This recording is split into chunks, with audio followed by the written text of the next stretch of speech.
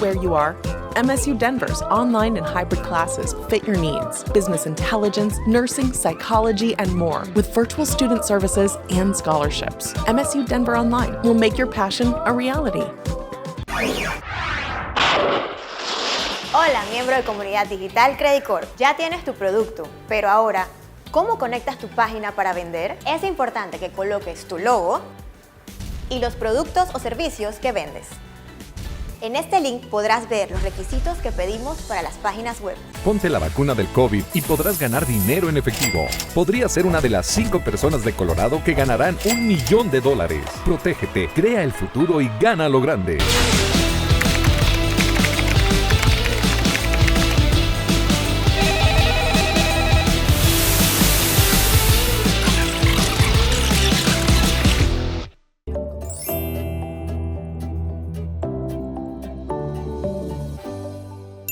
Los invito a que formen parte de este curso de cómo negociar con negociadores difíciles. Son clases en las cuales ustedes van a adquirir nuevas habilidades para manejarse en todo tipo de negociaciones y tomar mejores decisiones. Está dirigido a profesionales de todas las disciplinas que constantemente están interactuando en este mundo tan complejo. Mi nombre es Gustavo Velázquez y soy negociador y me he dedicado a este tema desde hace más de 30 años de la mano de los mejores profesores de la Universidad de Harvard, donde estudié con ellos, y que les traemos estas metodologías que les van a ser de gran utilidad en su vida diaria y en su crecimiento. Más información en universidadposible.com.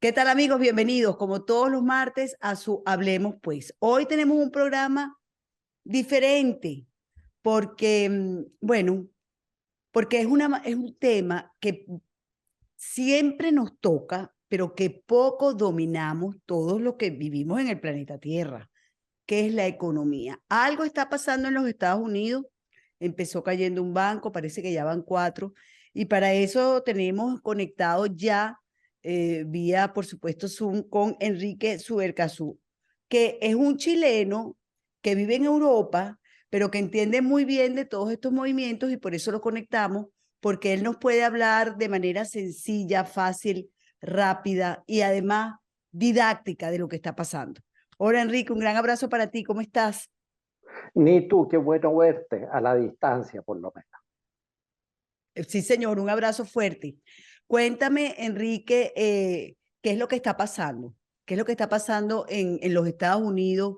Si eso puede, aquí tengo una sobrinita que me está pasando, si eso puede afectar a todos, al continente americano en su totalidad, a Europa, porque ya sabemos que también hay movimientos en Europa. ¿Qué es lo que está pasando? Cuéntanos. A ver, falló un banco en Silicon Valley, el Silicon Valley Bank. Este banco daba servicio, tenía la clientela especialmente con las empresas startup tecnológicas y le facilitaba la financiación diaria o semanal para sueldo, flujo de caja y también para sus inversiones, me imagino, y expansión. A producto de las tasas de interés en Estados Unidos, que como hemos sabido, y además ha repercutido en el resto del mundo, se han subido en los últimos 6 a 8 meses, ha habido una seguidilla de subida, el banco quedó expuesto financieramente. Mira, no voy a explicar esa parte que es un poco más complicada de por qué quedó expuesto financieramente, pero la cosa es que le faltó liquidez. Se armó un corrillo y uno de los clientes del banco mandó una comunicación a una serie de otros diciendo que el banco estaba en problemas y vino la corrida de depósitos. En 2 días sacaron varios billones de dólares y con eso se determinó la liquidez al banco, porque la plata tendrían algo en efectivo, pero mucho de ellos lo tenían en bonos del Tesoro americano y lo tuvieron que mal vender. Ahora, Mal los bonos vender. del Tesoro americano, Enrique, no son una fortaleza para cualquier entidad financiera. Son una fortaleza, pero como todos los bonos, ya sea soberanos de países o ya sea empresas, donde tú realmente recuperas todo el dinero es cuando los vendes al madurar, si es un bono a 2 años, a 5 años, a 10 años. Si lo vendes antes, hay un descuento. Y estas ventas tuvieron que ser apuradas en el mercado spot y eso fue fatal y lesivo. Ahora, no solo ese banco falló, inmediatamente el gobierno de Estados Unidos lo intervino, lo cerró y lo intervino, sino que también una seguidilla de otros bancos más pequeños. Pero parece que esto es solo la punta del iceberg y ya hay muchos otros bancos que están disfrazados entre medio del bosque y no se sabe muy bien cuál es su exposición si en el momento en que apriete la liquidez, por ejemplo, si se continúa una corrida bancaria o lo que sea. Por eso es que el gobierno de Estados Unidos se apresuró y trabajó durante el fin de semana pasado para dar garantías inmediatas de que ellos no solo iban a responder por los depósitos, que era lo primero. Los depósitos en Estados Unidos están asegurados hasta $250,000 por cada cuenta, pero claro, para un privado eso puede bastar, pero para una empresa que Es puede tener nada. varios millones de dólares, nada. Pero decidieron que se abrieron unas líneas especiales que se responde por todo el capital. Así que eso significó que la situación bursátil en Estados Unidos, acordémonos que las bolsas pueden subir y bajar y no necesariamente tienen una correlación directa con el estado de la economía. Si el índice Dow Jones, por ejemplo, sube un 10%, no significa que la economía de Estados Unidos esté brillante. Y si baja un 10%, tampoco. Son valuaciones, digamos, de accounting, de contabilidad de las empresas. Pero en todo caso es un índice muy importante. Ahora fíjate, pero yo te quería preguntar, porque en estos días oí en un programa de radio aquí en Panamá que lo que estaba pasando en los Estados Unidos podía, podía repercutir en Panamá. Y yo te pregunto, ¿eso efectivamente es así? ¿Puede repercutir en bancos en América Latina, por ejemplo? Bueno, ciertamente que sí. Recordemos que la crisis del 2008, la crisis subprime famosa, repercutió en muchas partes del mundo y hubo una recesión, hubo una desaceleración económica, se entró a una recesión. Y más atrás, que a mí me tocó ser testigo presencial en Singapur, donde fue el epicentro, fue la tal llamada crisis asiática del año 97 y eso tuvo repercusiones absolutamente globales. Entonces, estos movimientos bruscos, estos pánicos bursátiles, tienen una repercusión independiente de cuáles sean los fundamentos de la economía. Cuando las economías son sólidas, y yo recuerdo perfectamente el caso del año 97, donde Indonesia quedó muy afectado, Corea del Sur quedó afectado, etc. Eso fue el señor Soros especulando por lo demás. Todas esas economías se recuperaron en un plazo de 9 a 12 meses a todos sus índices de empleo, etcétera, etcétera, etcétera. Pero las economías en Occidente están mucho más débiles. ¿Y por qué están débiles? Esto es indispensable decirlo. Porque resulta que los gobiernos, con una muy mala idea o con un experimento, dicen algunos, cerraron la economía del mundo por 2 años cuando tuvimos la pandemia.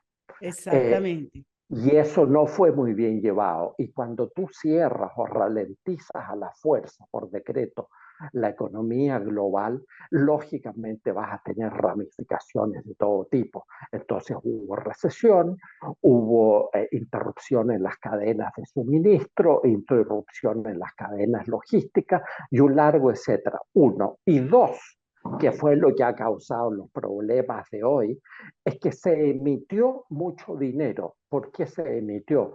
Porque había que ayudar a los ciudadanos en el mundo, había que hacer los tratamientos con Me la dices vacuna. dinero, me dices dinero inorgánico, o sea, Claro, dinero, no dinero respaldado.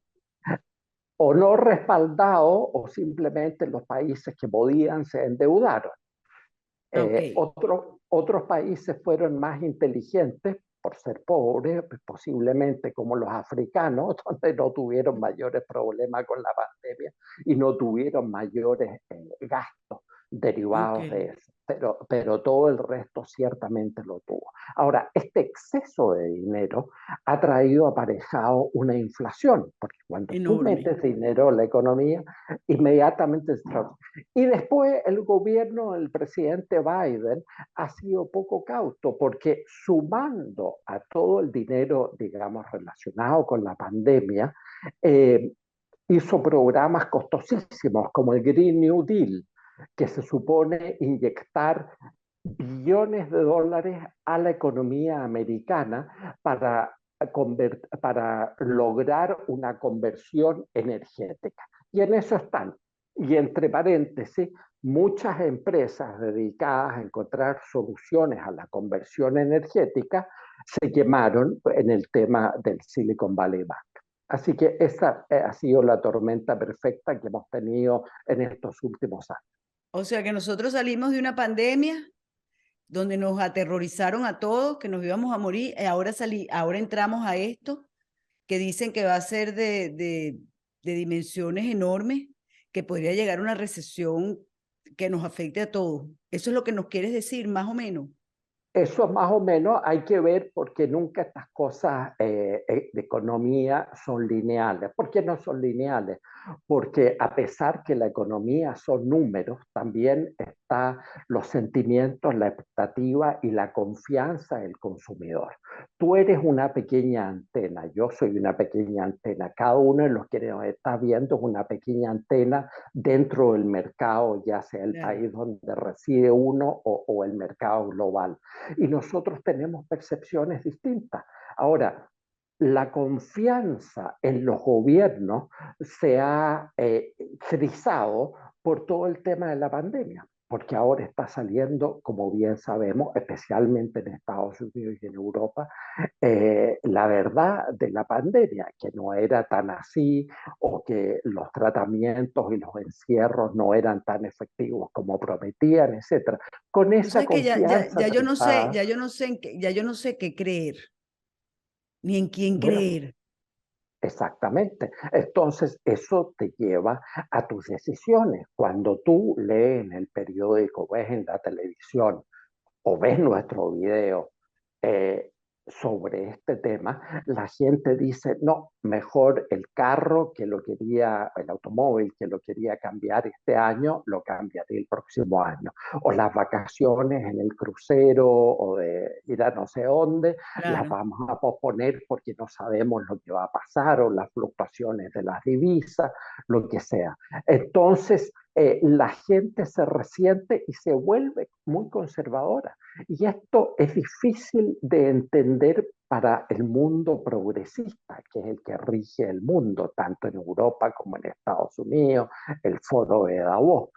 Eh, el dinero y las empresas al final del día son extremadamente conservadoras, son muy malos para asumir riesgos. Cuando Ujú. asumen riesgos, cuando asumen riesgos excesivos, como por ejemplo la crisis asiática del 97, no saben ponerle precio al riesgo. Entonces se meten en proyectos que al final o no rentan demasiado o no les han puesto un precio adecuado para salir con una cierta ganancia, etcétera, y ahí es donde empiezan los problemas económicos. Claro. ¿Y qué le recomendarías tú a las personas o qué debemos hacer los que tienen una pequeña cuenta en un banco pequeño o cualquier banco en los Estados Unidos? ¿Qué deben hacer? Yo te digo, mira, a mí Bueno, me da pánico cuando oigo estas cosas porque, por supuesto, en Venezuela sufrimos varias crisis bancarias y a mí en la última me quedó 4 lochas, pero eran mis 4 lochas, me quedaron en un banco. Y ahí se quedaron, eh, yo no las pude rescatar nunca. Y exacto, eran 4 lochas. exacto. Este, En, porque es- en siempre e- dicen que sí, que te van a pagar, que no sé qué, pero es tanto lo que tienes que hacer que al final a veces hasta desistes, ¿no? De tanta, exacto. A de ver, tanta cosa. en Estados Unidos, por ley, están asegurados los depósitos a tu monto de $250,000. Ahora, cuando son episodios, ya no van siendo aislados, sino que episodios de un banco y otro que caen, el gobierno interviene. Así que hay una especie de seguro. Pero lo mejor es ser absolutamente prudente. Ahora, la mayor prudencia en el mundo de los negocios es, por ejemplo, si uno, claro, no es un empresario y tiene una fábrica o lo que sea, invertir en bienes raíces, ya sea en un terreno, ya sea en un apartamento, ya sea en un chalet, depende de la ciudad y los montantes. Bueno, Eso, eso no te sirve en Venezuela, por ejemplo, bueno, porque en en Venezuela te Venezuela, expropian, exacto. en Nicaragua te expropian, en Mm. Colombia van camino a que te expropien, o sea, es que eso depende también, o sea, uno no sabe ya en qué A- invertir. a- Acá el problema, Nitu, es otro, y lo hablamos creo en un programa anterior referido a hechos de Chile, Colombia, el Foro de Sao Paulo. Acá en América Latina hay un grupo que hace negocios y un grupo económicamente muy importante, que son los carteles. Mm. Esa economía está sumergida hasta que se va no legalizando, sino que Lavando. blanqueando el dinero. Pero mucho de esa economía, es como en la punta del iceberg nuevamente, está bajo el radar. Ahora, lo que se está buscando por Petro de Colombia básicamente, es buscar primero la legalización del mercado de la droga y eso va a llevar por añadidura la legalización de quienes comercializan la droga y están en todo el proceso. ¿Te fijas? Y ahí va a emerger unos nuevos actores económicos. Estos actores económicos hoy tienen una enorme influencia política, porque en épocas en que en Latinoamérica la economía está muy magra, no hay dinero, para las campañas políticas no hay dinero. Tradicionalmente, en épocas pretéritas, cada candidato tenía una billetera más grande o más pequeña para financiar, o un grupo de amigos que lo financiaran.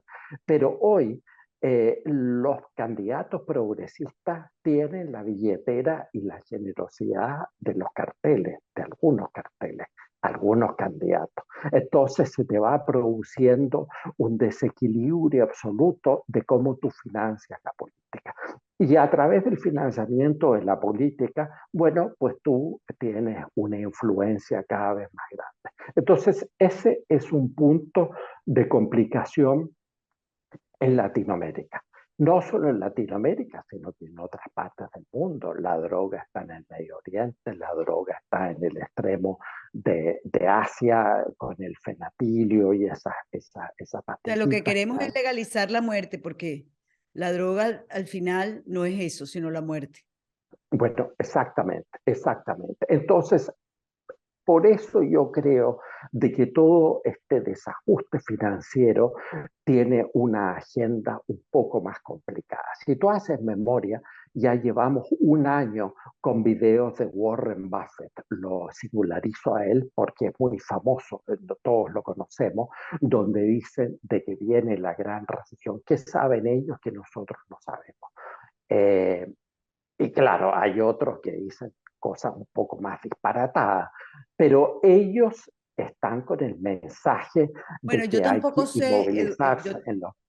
pero Enrique, yo tampoco sé si lo que vienen es asustándonos todo el tiempo, porque primero era que nos iba a matar la pandemia. Bueno, primero es que nos va a matar el clima, que los hielos se van a hacer agua y entonces que el mundo va a estar bajo las aguas, el planeta. Eso se acabó y al contrario, entonces de repente uno oye que estamos en el mejor momento. Por eso te digo, uno ya no sabe ni a quién creerle. Después era la pandemia, nos íbamos a morir todos con la pandemia, si no nos poníamos la 1, la 2, la 3, la 4, la 5, todas las vacunas nos íbamos a morir. Bueno, eso fue como mermando. Bueno, si no te ponías la bendita tapaboca bueno, te ibas a infectar inmediatamente. Ahora dicen que eso no hace nada. O sea, la verdad es que estamos en un mundo de verdades y mentiras entremezcladas, que uno no sabe a quién es, de verdad, cuál es el interés último de todo este pánico que nos están sembrando. Bueno, este es un mundo de manipulación. Primero es un mundo de manipulación, de experimentación social. Esto ya lo leímos en 1984 de Orwell y Sí, en el mundo feliz de Huxley, que conviene releerlos ambos, porque es son verdad. dos caras de una misma moneda. Entonces hay un mundo de experimentación social y lo que quieren es tener a la gente nerviosa para tenerla sumisa. Algunos sostienen, con fundamento, a mi juicio, que lo que se está buscando ahora es imponer la moneda digital. La moneda digital puede ser muy cómoda porque tú en tu teléfono o en una tarjeta inteligente puedes tener todo tu patrimonio y puedes circular y hacer los gastos y lo que sea. Pero también la moneda digital centralizada en los bancos centrales o en algunas otras entidades que se puedan inventar para el efecto, los gobiernos pueden decidir cuándo te cortan la llave. Porque recordemos de que cuando no estaba uno con la vacunación completa, eh, No te dejaban viajar. no te dejaban viajar. A mí me pasó personalmente, tomando un avión del país A al país B, yo me había vacunado, pero el país B no reconocía una de las vacunas y por lo tanto no hubo caso y no hubo modo de De embarcarse. entrar. Entonces te tienen controlado. Si te controlaron por el tema de las vacunas, que no podías sin el código QR entrar a un teatro, entrar a un restaurante, a una tienda, lo que fuera, con la moneda digital también te puedes controlar. Eso es una cuestión evidente. Oye, excelente eso que me acabas de decir. Tienes toda la razón del mundo. ¿Cómo no te van a poder controlar? Te controlan todo, saben lo que tienes y lo que no tienes. Así es, Nito. Interesante. Bueno, mira, Enrique, yo creo que nos has dado un escenario estupendo de todo lo que está pasando. Eh, esta, esta, este problema financiero en los Estados Unidos podría ser parte de toda esta guerra de terror que nos tienen, aunque efectivamente cayeron unos bancos, eso no se puede negar. Han caído unos bancos y aparentemente, según dicen, eso no es sino la punta del iceberg. Ya para concluir, cuando tú me dices que eso es la punta del iceberg, ¿qué más puede venir? Bueno, no hay que ponerse nerviosos. Acá hay que tomar, esto es cuando tú vas en la carretera y tienes un problema en la conducción de tu auto. Se revienta una rueda, un neumático, o si tienes un problema en la dirección o en los frenos. Hay que agarrar bien el volante e ir disminuyendo la velocidad. Acá pareciera que el contagio se ha controlado hasta el momento. El contagio se ha controlado hasta el momento y sin embargo en el horizonte tenemos una recesión anunciada, una Ujú. recesión que ya está en la ralentización de la actividad económica y los índices económicos en una serie de países grandes del primer mundo. Y esta recesión se va a materializar. Entonces una combinación de problemas financieros más recesión nos puede llevar a un entorno inflacionario, por una parte, a un entorno de escasez, por otra parte, o simplemente a un entorno de depresión económica.